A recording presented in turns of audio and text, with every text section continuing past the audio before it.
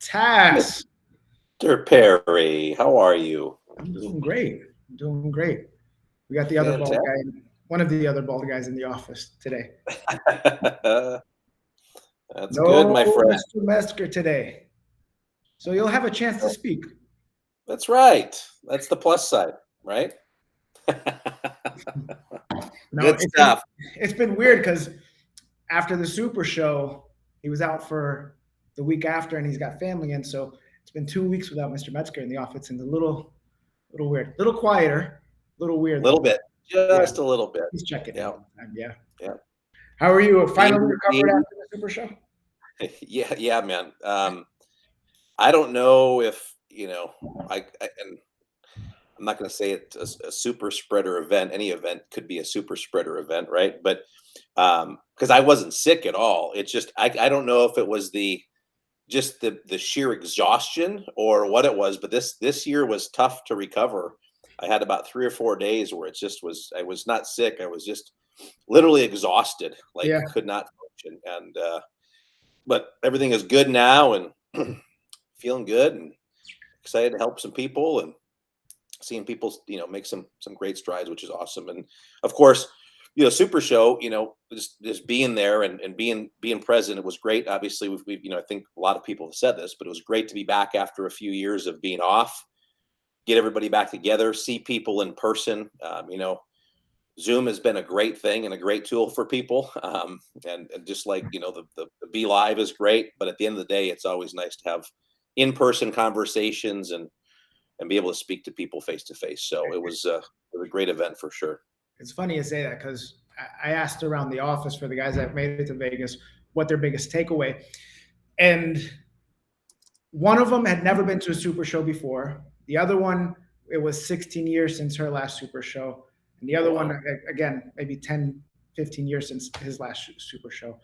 And none of their answers had anything to do with Vegas or the grandiosity of everything or seminars or anything. It was all about the people, reconnecting with people, getting to hear people's stories. It was kind of cool.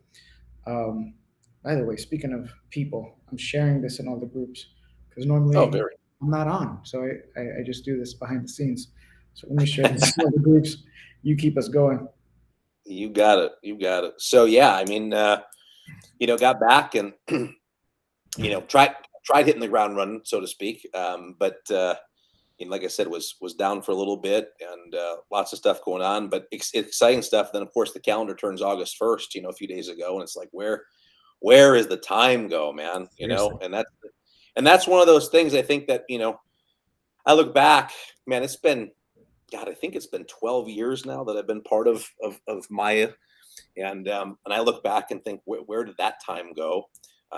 It always goes by so fast, and then there's a part of me that is, of course, grateful and thankful that I started when I did, and getting the help that I needed.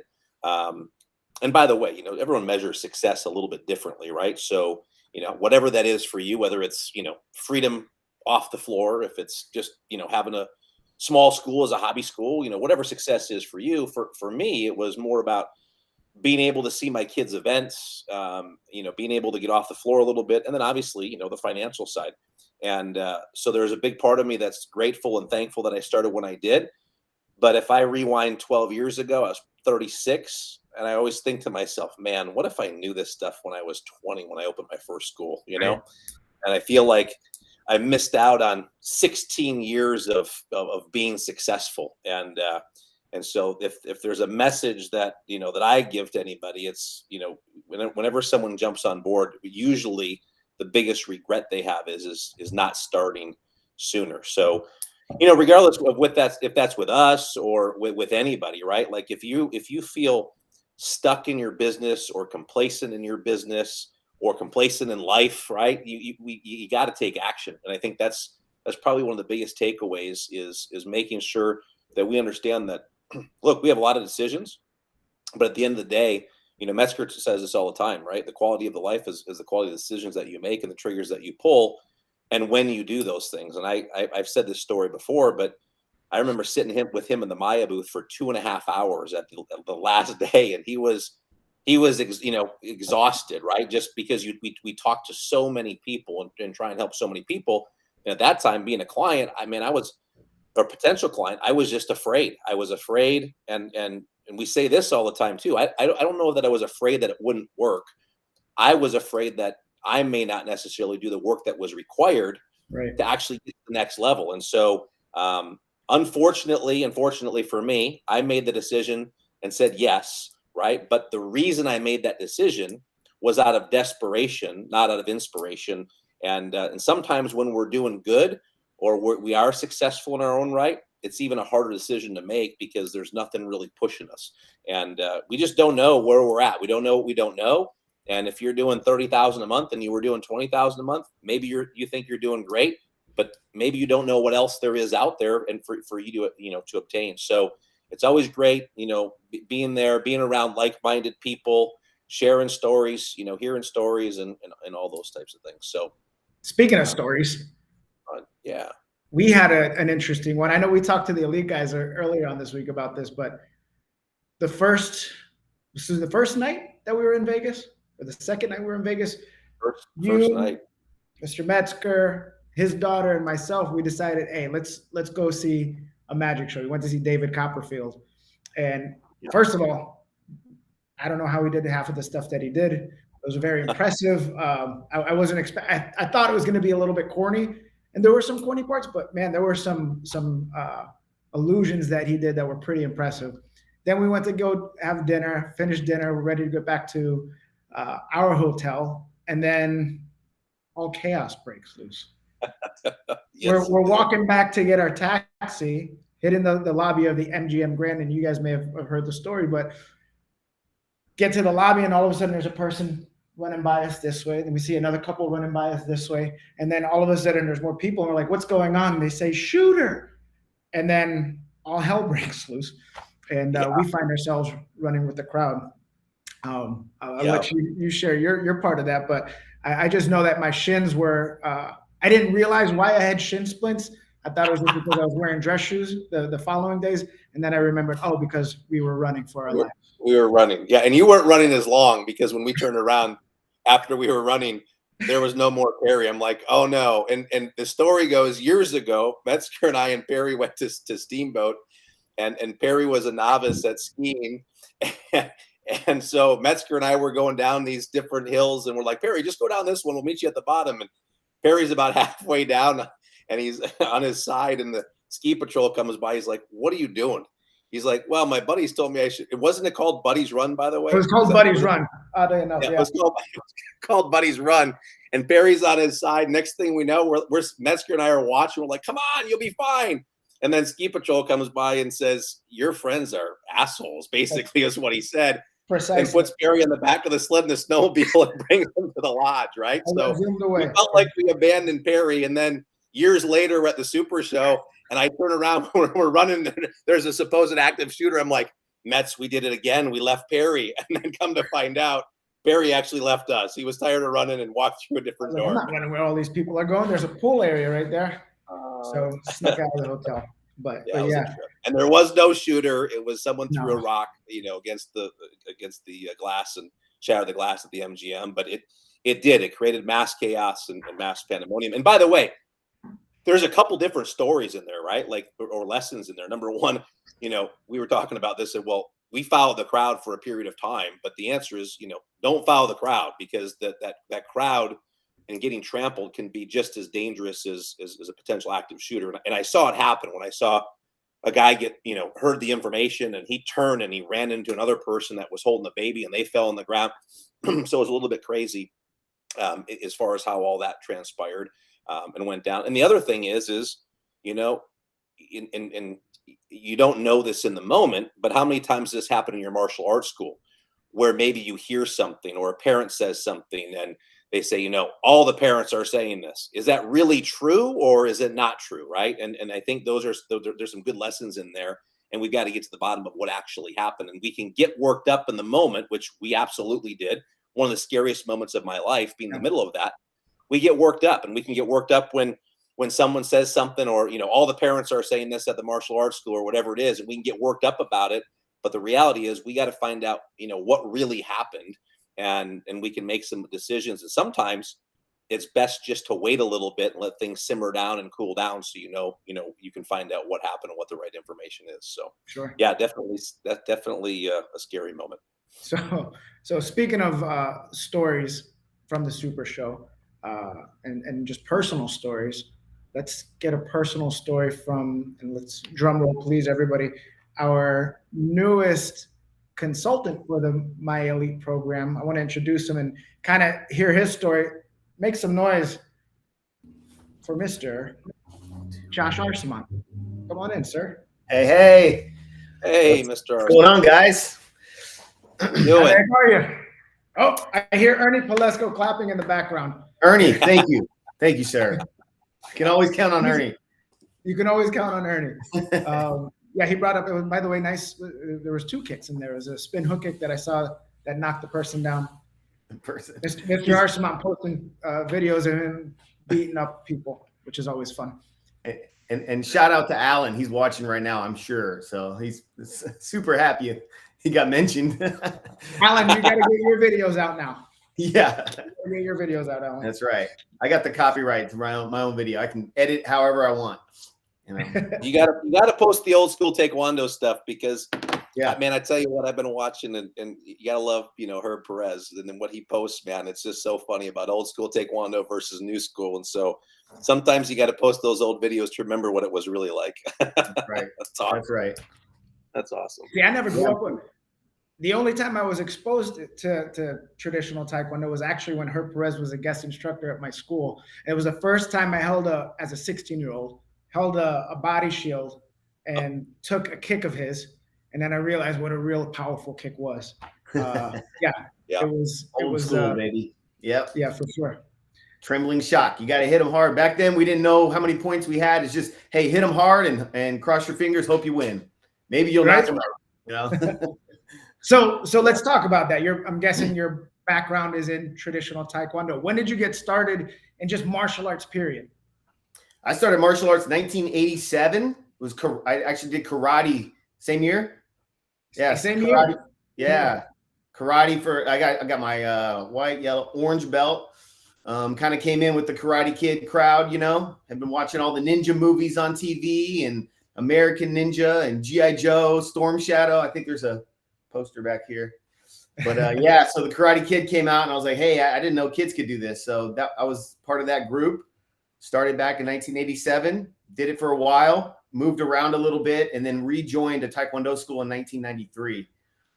Yeah, and then from there, my mom and my instructor, they fell in love, got married, and became a family martial arts business. And so for the next 15 years, I ran the business with them, learned a ton. Went from just being a student to an instructor to managing the school. I mean, heck, I drove buses. I did after school, summer camp. Yeah, sure. I did it all.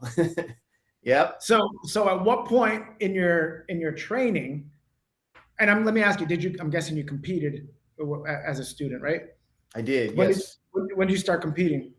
Like right away. My instructor came to me kind of like in the Karate Kid. It was kind of the same thing. Like, hey, you got some talent. You should try this tournament. And it was about 3 months into my training, went in, competed as a yellow belt, just happened to be the Texas State Championship, which I had no idea what that was back then. But me and my best friend Rodney at the time, we were training together. I got first, he got second. So my second tournament was Junior Nationals, 1994, Chicago. And yeah, that was my introduction to the tournaments and the tournament scene. Didn't place that year, but I got, I lost to the best. So I lost to the guy who got first place. So I always say, if you're going to lose, you want to lose to the first guy, right? Right. Yeah. So at what point did you start the instructor path? That started as like my senior year in high school. I'm kind of deciding, like, what do I want to do? What do I want to be? Am I going to go off to college? My family had this martial arts school. I always wanted to be a teacher. I had my eyes set on like being a PE teacher or maybe a counselor.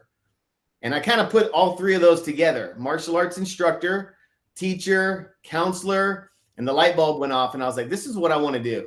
I think this is what I want to do. Yeah. So my instructor, my stepdad at the time, had a program. It was an after-school program, like where we went into the schools and we taught classes to kids that were underprivileged. There was actually a disciplinary crisis happening at this particular school district. So we went in, worked with the kids. In my first official class, we had like 50 kids in a gym. And, I fell in love with teaching that day. It's funny you say that. Like we talk about, I was having a conversation with somebody this afternoon, and just he was talking about how at his school he built up to a certain amount after COVID, dropped back down, starting to build back up. He's trying to figure things out in terms of the business side of things, and he's like, I just I want to be able to help people, and that's what we do. We have such an opportunity. I hope you guys believe this. We have such an opportunity to change people's lives. And I was young too. I was about 15 when I first had that opportunity. And a parent came up to me and said, "Can you please talk to my child?" 15 years old. What was I going to do? But they trusted in me as a product of whatever my instructors were teaching to eventually do that. And that's when I got the itch to make this a thing. It's funny how that works. And I don't know about for you guys. I mean, so I started with a Korean master, and I got my black belt when I was 12, but I remember being like an 11-year-old black stripe at the time, and my instructor, he had multiple schools, and so he'd be at our school on Tuesdays and Thursdays, and he'd say, "Okay, Shane, then you line up class." I'm like, "Okay, yes, sir." And then the end of class came, and he never came out. I was like, I was doing these classes, and that's back when you had every rank, all ages. Yeah. And I remember like feeling like I had to prove myself because there was adults in that class. And so all I knew how to do was make them sweat, and so that they would hopefully respect me at the end of class. But it's funny because it was never really an organized leadership program like we have today. It was just, you got thrown in the fire, you went out there, you did what you did. And I did that for years and years and years. And so, I think, and I don't know what it was for you guys, if you were part of a formal leadership program or not, but it's just interesting because I say this to my team, and I also say it to all the students. I said, look, some of you in here are going to be the next instructors. I just don't know who it is, right?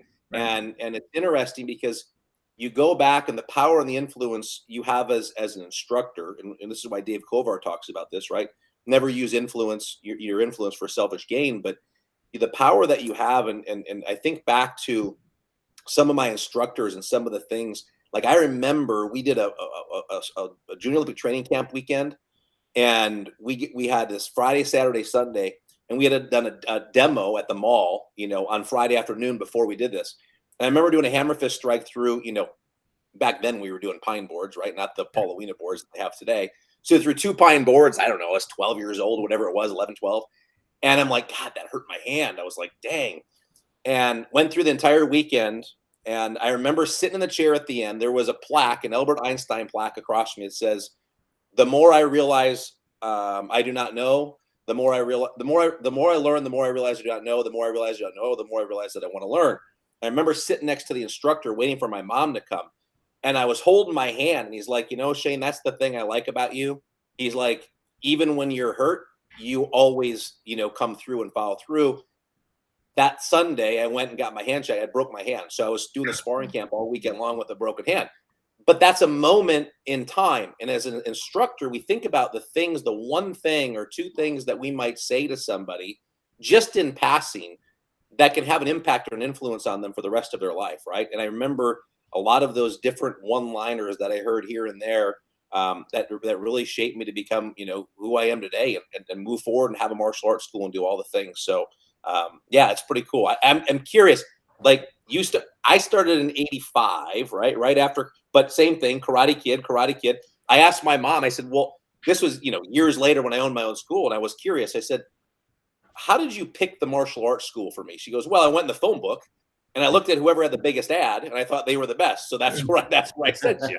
Like that was her reason, right? But we're all products of, Karate Kid movie as an example. And, I'm just curious, like when did people watching just drop it in? Like what year did you guys start in martial arts? I'm just curious, right? Yeah, type it in the comments. Year, and also what brought you to martial arts? Why did you want to do it? For me, I was Karate Kid. I wanted to be Mr. Miyagi. I wanted to be the guys in the skull costumes. You wanted to be, right? I wanted to be Miyagi, yeah. You want to be Miyagi? That's funny, man. Yeah. That's funny. Mr. All the Neville's girls wanted to date Johnny. That was the deal, right? And the guys wanted it. Other than you, I mean, I wanted to be LaRusso back in the day, right? That was the deal. That's so funny. What's funny, when I was a kid, I wanted to join just to learn, something cool. But as I got older, when I joined back up in 1993, having been through middle school, high school, I realized how important it would be for me to be able to protect myself. Watching kids in the neighborhood we were in when I lived in my old neighborhood was a little tough, a little rough, gangs, lots of fights. And I remember just walking down the hallway, being intimidated and afraid. And I would see certain kids and I'd walk down another hallway because I was avoiding them because I was afraid of confrontation. And I hated that feeling. So when I started back up, I was like, okay, now I'm learning. I want to learn how to fight. I want to learn how to protect myself. I really just wanted self-esteem. So it's funny, martial arts changes at different stages of our life and becomes different things depending on where we're at and our experiences. So, very true. There's a answers. A lot of old timers on here. Yeah, Mr. Suha, 1975. Hey, and then this is by the way, if you were, I mean, again, I think everyone's got stories, right? But if you were brought up back in the old days, I remember my instructor walked around with a shinai. And I'll never forget, man, I was in a left guarding stance and he was fixing somebody behind me. And I turned my head to look at him. Next thing I know, he cracked me on top of the head, cracked me in the leg and said 50 push-ups. And that wasn't like, we didn't have, the nice Swain mats, right? We had the thin carpet over the cement floor, right? It was knuckle push-ups on the floor. But man, I remember that like it was yesterday. And then years later, I think there was an article written like one of the magazines about the $20,000 stick, right? And it was talking about if you use that method of discipline, you're going to be losing a lot of students. Plus, you're going to be having lawsuits. So, things have changed. Business has changed, and I think that's an important piece, to remember is we've got to change with the times. And I see a lot of old timers on here. And by the way, 1990 is even an old timer. I mean, that's a ways back as well, right? But what we did or how we came up or what our instructors did today, it's a whole different animal and what we should be doing in our schools. And so, if you haven't gotten that help yet, you should take a look at that. I was going to say, I was a product of that negative, the $20,000 Shinai or teaching method, right? So I started in the back of a dance studio, Mrs. P's dance studio, and they had a karate program in the back that was probably the size of, you've seen the conference room. It's probably the size of the conference room. Is that the right? Instructor had a Shinai. And I remember doing push-ups and my butt was in the air as a 7-year-old white belt. And he hit my rear end. And I just remember when my mom would bring me to classes, the butterflies that would be in my stomach. And I think eventually I said, Mom, I don't want to go anymore. And luckily, she didn't give up on the idea of martial arts and brought me to a different martial arts school, which happened to be East West Karate back in the days, with Greg Sova. And that was it. I started and I didn't stop from that point on. But yeah, it could have been a totally different story if my mom didn't keep on putting me in there. Mr. Curry said 1992 Karate Kid Ninja Turtles was bullied. Mr. Sheffield grew up on Jackie Chan movies, moved out, and it was a bonding activity with my brother so we could stay connected. Awesome. Mr. Hanzu had some really bad habits and no directions. It was my childhood dream to become a karate master. This is awesome, guys. Thanks for sharing. Mr. Neville's. Love it. Ninja Turtles and Power Rangers. Perri, did you ever want to? I was going to say, which Power Ranger did you want to be, Mr. Neville's? Right.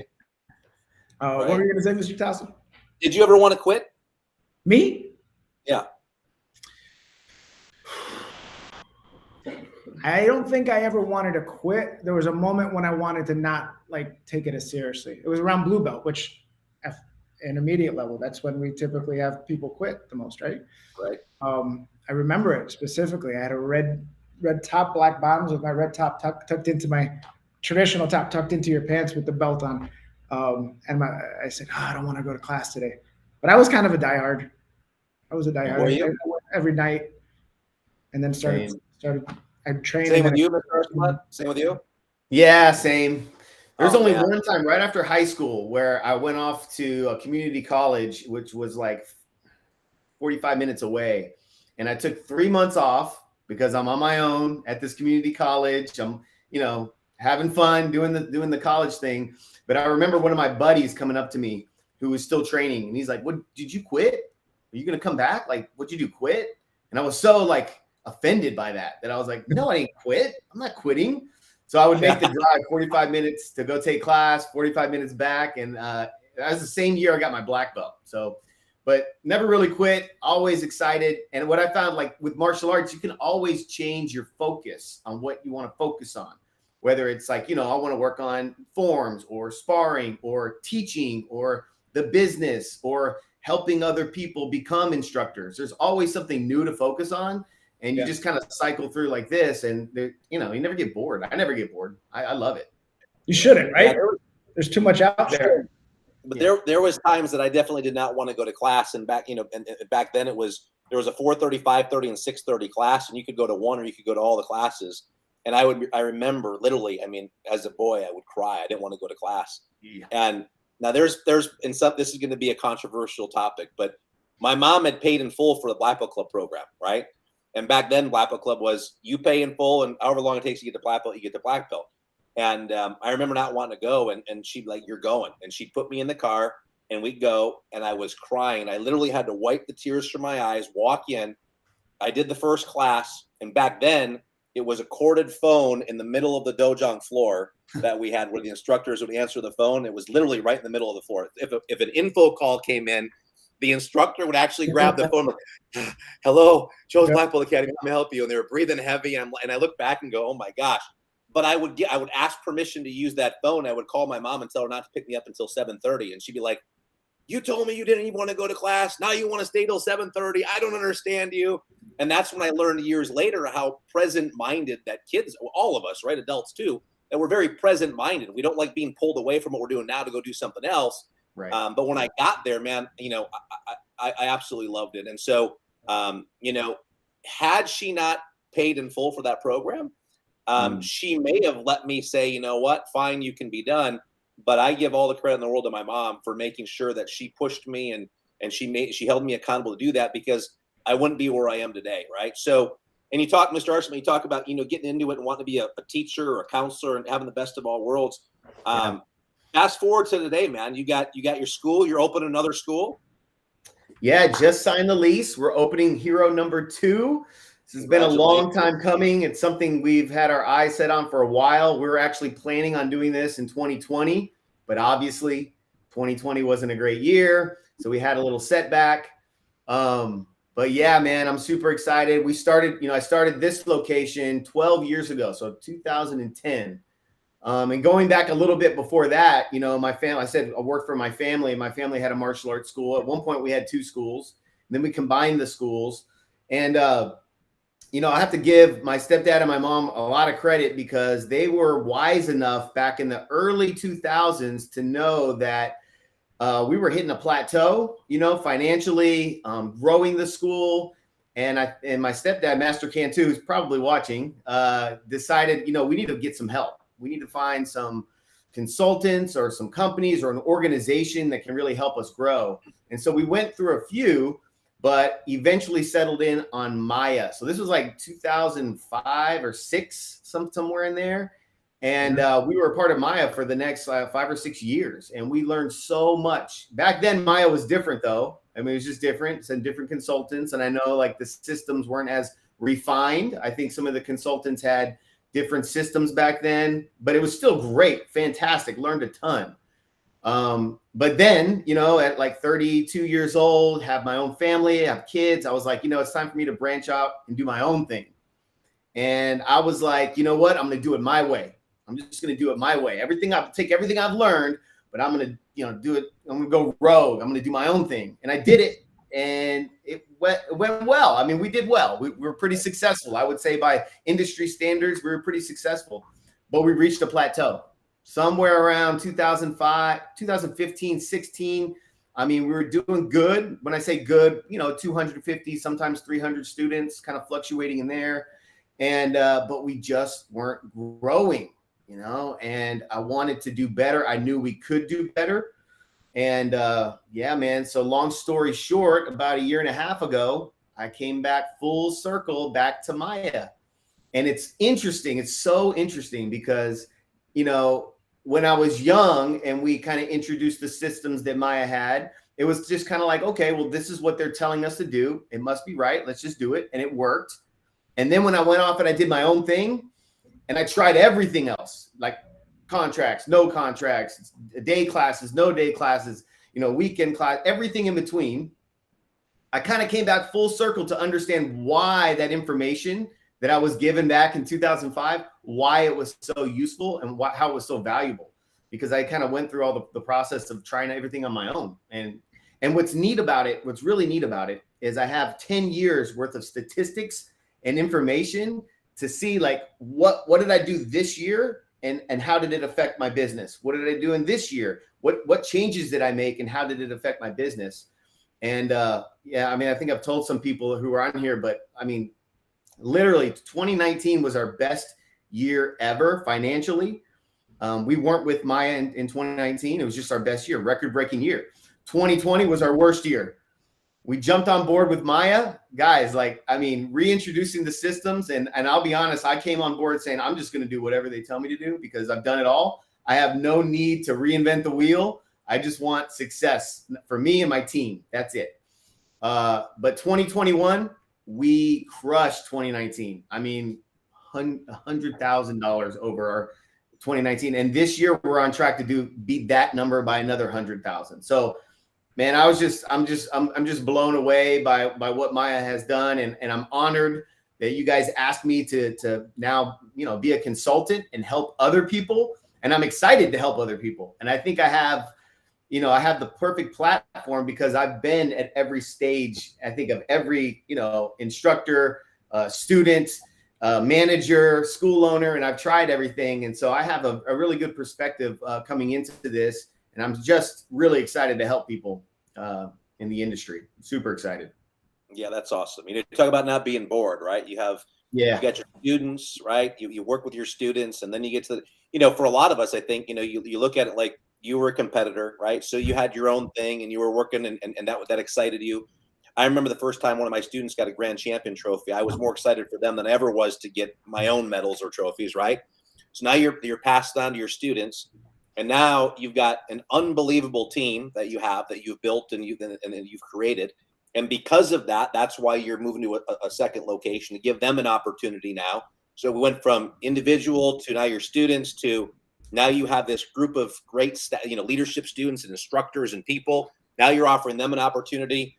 And then, natural next step for you is to, give people some insight in the industry and help them with their martial arts school. Because like you said, you've been down that road. You've seen a lot of things, and it's very similar. Right? My goal was to make every mistake I could possibly make, and I did. I mean, I made them all, and then being able to learn from those experiences, and then understand the systems, and then be able to give back. I mean, I think people misunderstand. Like we all have schools, right? And at the end of the day, that's our core business. That's what we do, right? The consulting piece for us and for MAIA is not something where we have consultants that are just consultants and they don't own martial arts schools, right? So we're in the trenches every day. That's really what we do. But it's so when you have the right person, right? And there's a lot of our clients that are this way and would love to help. But when you have the right person, it's very difficult to stop somebody from wanting to go help others when they've gotten so much out of the industry. And that's really why we do what we do, right? That's the fun part.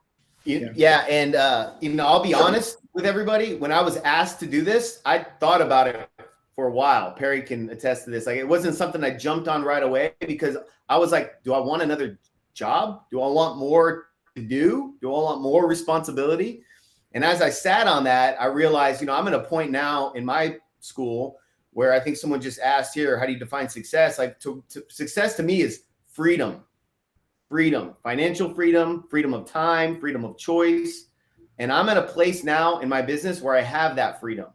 And it's like, well, now what? And you find that freedom gets kind of boring when you don't have a whole lot, you don't have a job description anymore. It's like, well, what do I do? Okay, well, let's help other people.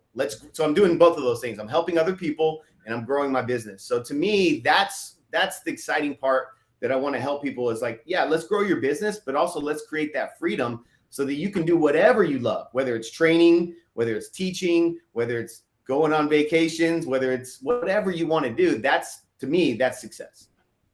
Yeah, for What sure. about you guys? I think it's scary for people. You know, what's interesting is, and I've seen this happen too, right? Like sometimes we don't want to bring on another instructor or more staff or whatever. There's also this, and I never really understood this comment when people would say, well, you know, there's fear of failure, but there's also fear of success. Like, well, what do you mean there's fear of success? It doesn't make any sense, right?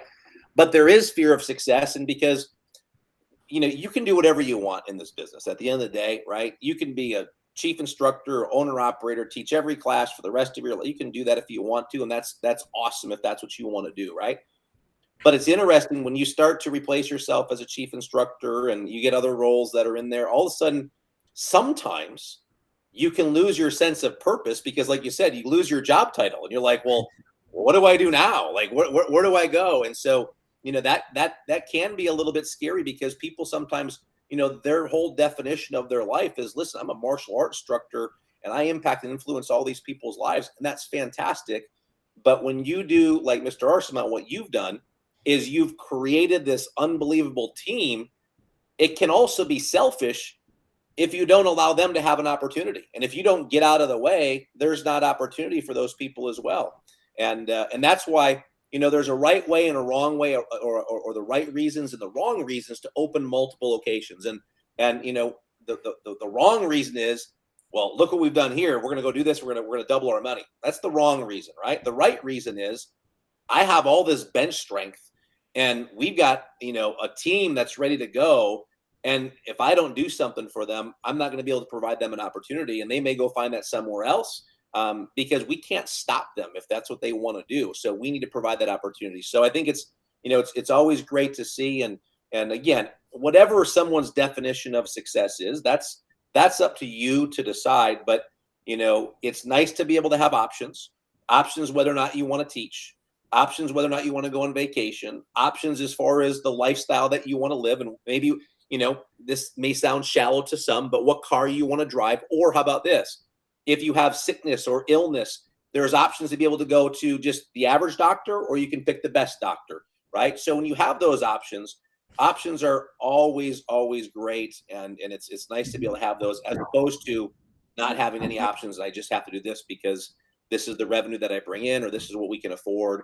And that's, to me, you know, that's something that Mr. Metzger really always ingrained in me is, number one, people in general love options, right?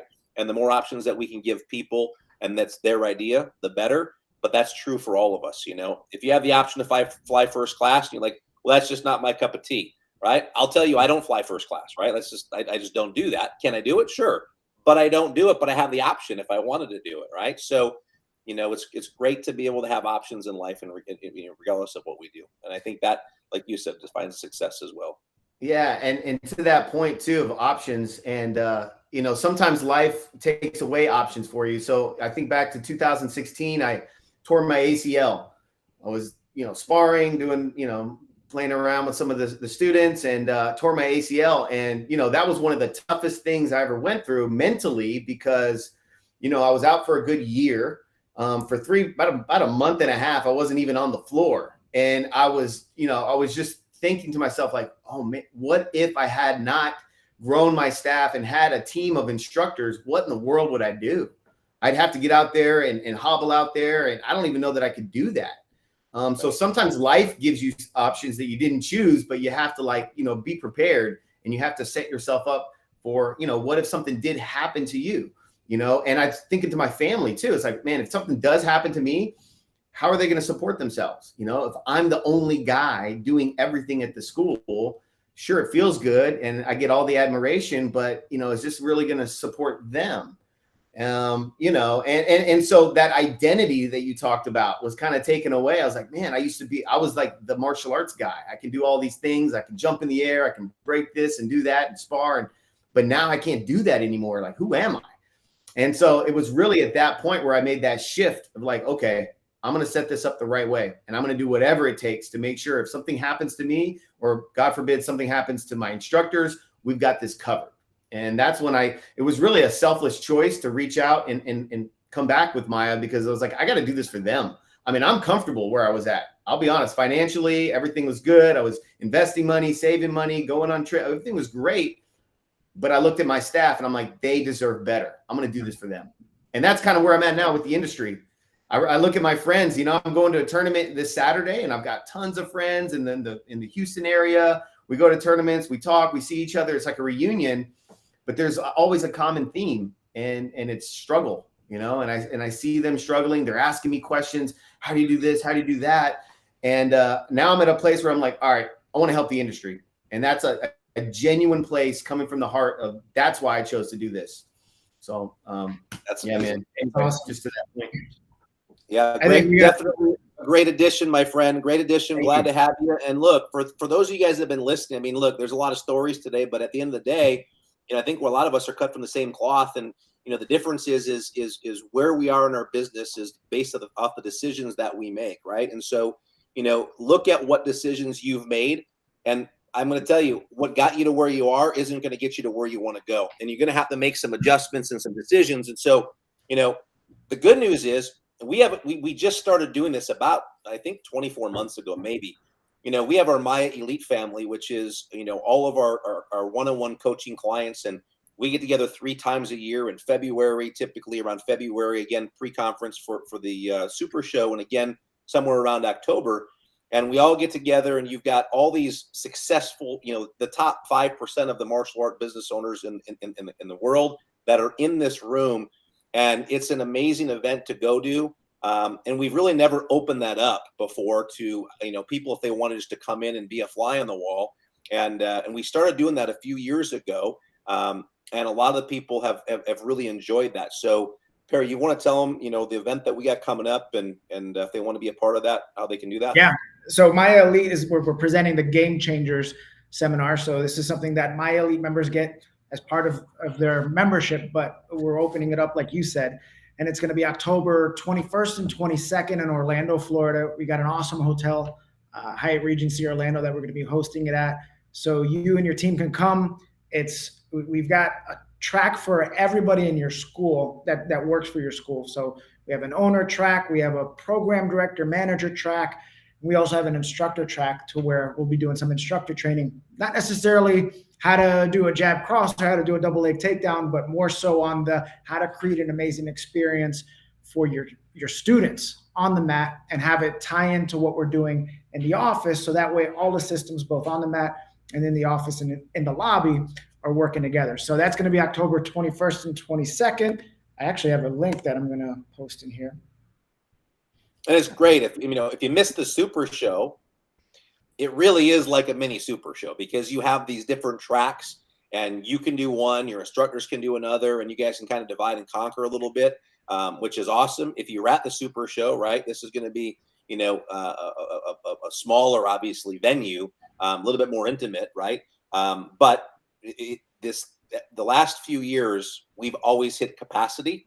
So if it is something that you're interested in, right? And again, that's going to sound like a sales pitch, like, yeah, sure it is. But every year we do. And the reason why is because we've continued to get more and more elite clients that want help in their schools, and they come and their staff comes. And so the numbers have just been growing exponentially, and we do get a lot of people, and we've outgrown some of the facilities that we've been in. And so we're doing the best that we can to accommodate as many people as we can.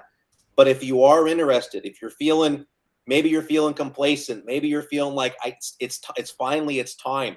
I can't believe it's August. I can't believe it's going to be 2023. I mean, whatever the reasons are, right? Like, take advantage of it. Go and at least check it out and see if it's going to fit your personality and what you do and what you want to do. Because we you know, the people that take action and listen, not to what we say, right, but what we've learned over time that we're just sharing, right? It's not about are we right or are we wrong? It's just what we've learned over time that works regardless of location or area that you're in. And when we give you that information, if you think it's going to be a good fit for you, I mean, we'd love to have you there and love for you to check it out. Knowledge is forever, right? So whatever you learn, you're going to get to repeat and do it over and over and over. And I think a lot of us too, you know, we know certain things that work, And maybe it worked so well we never did it again. And sometimes learning is just remembering what we did to get there, and being in a room and being, you know, surrounded by people that are there all to make a difference and all want to share with you. Just like, you know, Mr. Arcemont, myself, we all want to share, but our clients love sharing as well.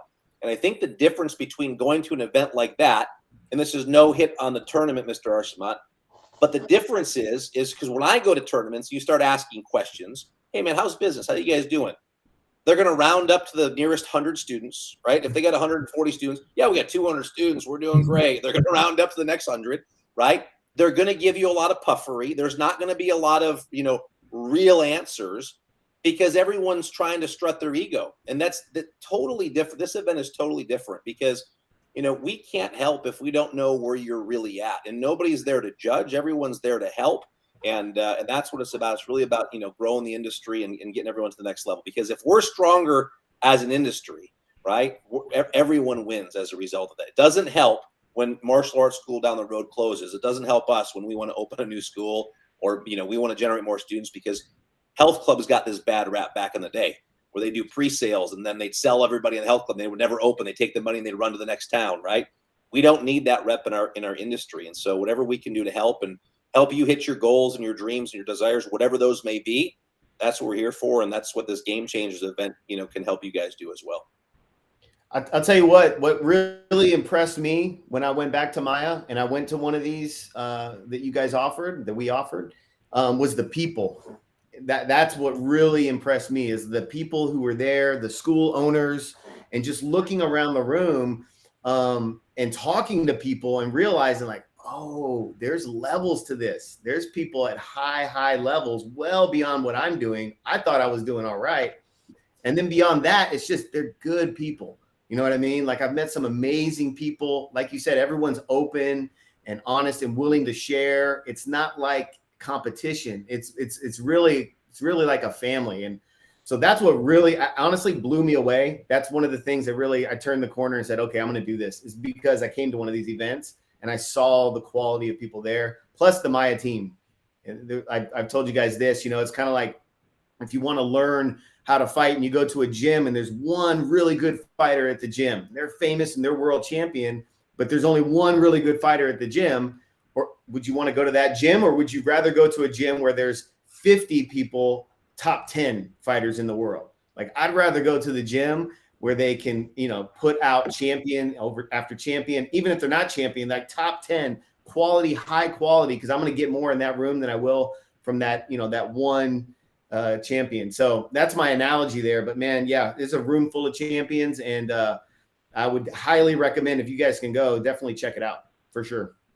Love it. Awesome. Yep. Guys, well, officially, again, welcome to the team. We're glad to have you. And looking forward to seeing everybody in Orlando in October, those of you guys that are already signed up for the event, and looking forward to all of the new guys that are coming. It'll be an awesome event. We're working on some things behind the scenes that we're trying to create a new and exciting event for you guys going forward. So looking forward to it, everyone. Yeah, for sure. Well, listen, I appreciate you guys. Mr. Arcemont, welcome aboard, my friend. Thank you. Excited for you and with you. And if you need anything from me, certainly let me know. And same thing for anybody watching. If you guys need anything, certainly drop us a Facebook message, and we're happy to help. Thanks, everybody. We appreciate you. Thanks for watching. Thanks for letting me sit in this chair today, guys. Hopefully I did all right. How were the ratings? Fantastic. Did you get better ratings with Perri in the chair? Or Listen, not horrible. Not horrible. Okay. Oh, man. You're just going to say yes. Yeah. Just say yes. Thanks, Mr. Curry. Thank you, Mr. Hanzu. Good to see you guys. All right, we'll talk soon, guys. Appreciate everybody. Bye-bye. Take care, guys.